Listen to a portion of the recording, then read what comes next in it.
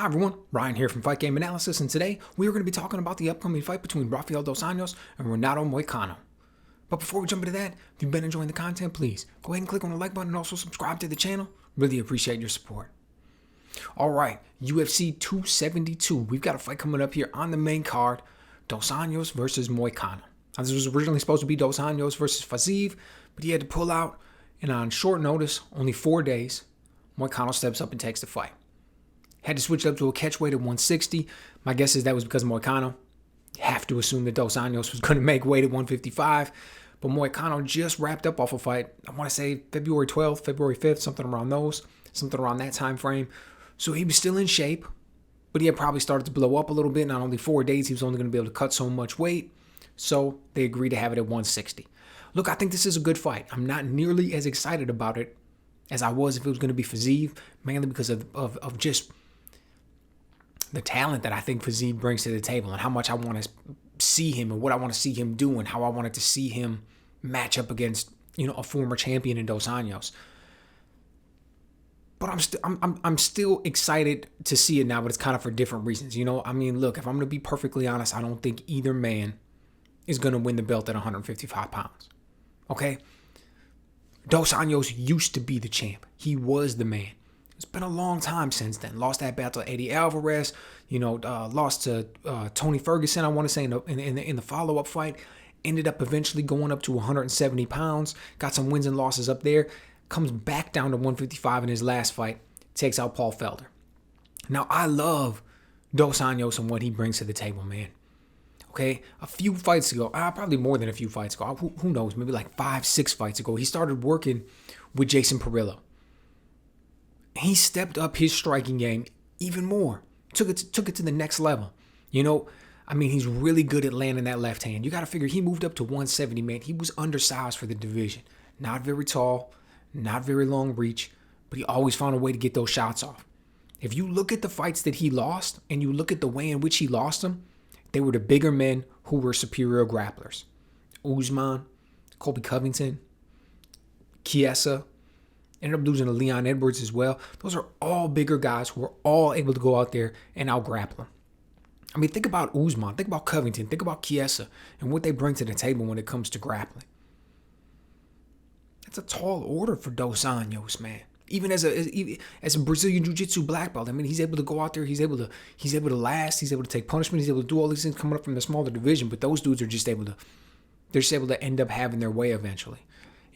But he ended up working with Jason Parillo, really increased his striking. Really like that. He was also at one point, I don't know how long he did this. For example, I know he's still working with Parillo. He was working with Nick. I don't know, I forget his last name, but the company is Speed of Sport. And basically it's like strength and conditioning. And he was taught under Nick Marinovich, okay, the father of Todd Marinovich. Todd Marinovich was a phenomenal prospect going into the NFL, eventually became a quarterback in the NFL. Great story in his own right. But his father, Nick Marinovich, developed, these drills and these exercises and these systems, and they were kind of revolutionary for the time, and they yielded phenomenal results. Well, Nick used to study under him. He ended up taking these things. He ended up opening up his own company, Speed of Sport. He works with a lot of fighters. I want to say like a lot of other athletes as well. But he was working with Dos Anjos. And one of the things that you saw happen because of that was Dos Anjos got this cardio through the roof. Like, this man can go out there for 5 rounds and he can put a pace on people. I'm not saying, like, for example, he's Max Holloway or he's Colby Covington or something like that. But he's going to be able to go out there and he's going to be able to fight at a better than average pace for an entire 5-round period. Landing strikes, defensive movements, takedowns, whatever the situation calls for, you don't see the man getting winded. Highly impressive. This is only a 3-round fight.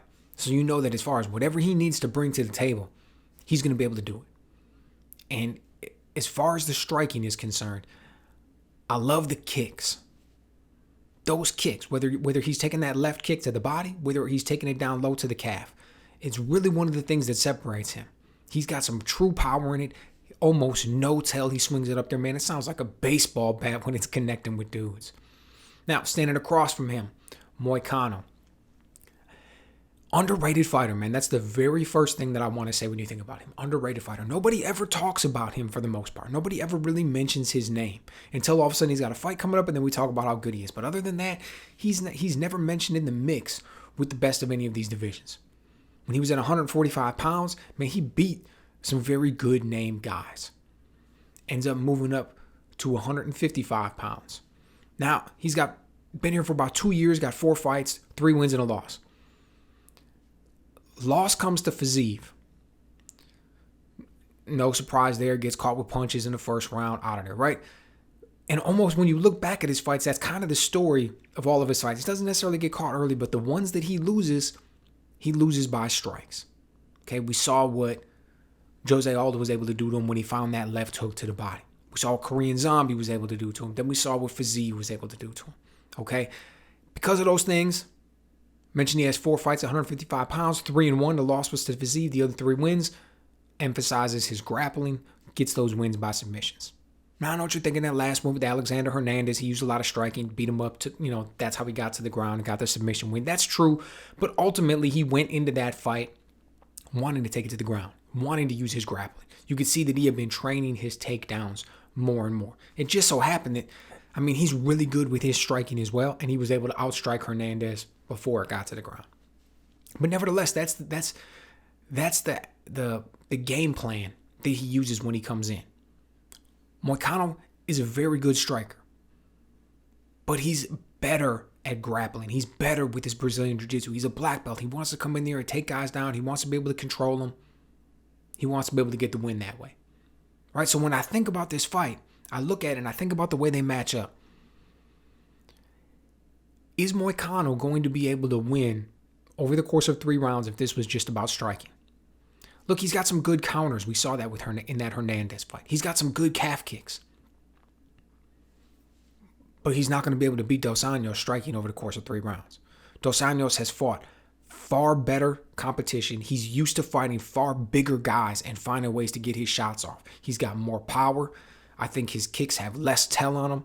I think, he's got these crafty little ways of working angles, getting into and out of distance and controlling the gap. I think it'd be one of those things where Moicano was seeing the majority of his success early. But once you start to hit the middle of the second round and into the third round, that's when you'd really see Dos Anjos start to take over and start to get his shots off. Okay, what if this was a grappling match? Honestly, if we were just talking straight jiu-jitsu, I think these guys would probably be pretty evenly matched.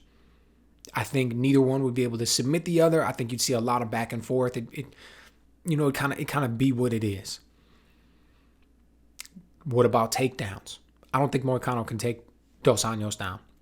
Dos Anjos has been used to grappling, training for grappling, preparing for grappling with these beasts at the 170-pound division, dude.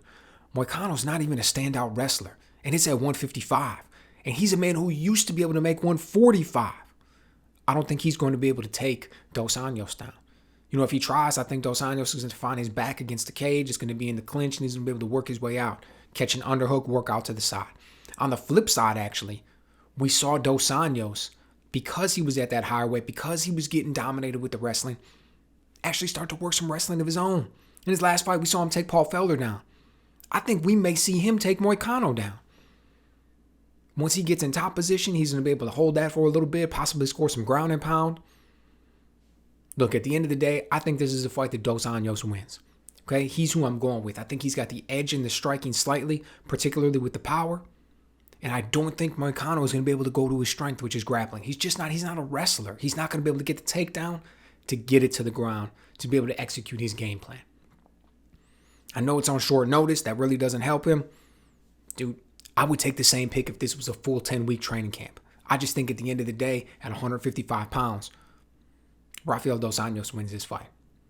So let me know what you guys think. Am I underestimating what Moicano brings to the table? Maybe because he's got it on short notice, he's going to be a little bit more loose. Dos Anjos won't have prepared for him specifically. He'll be able to find a way to get the upset. Let me know what you guys think.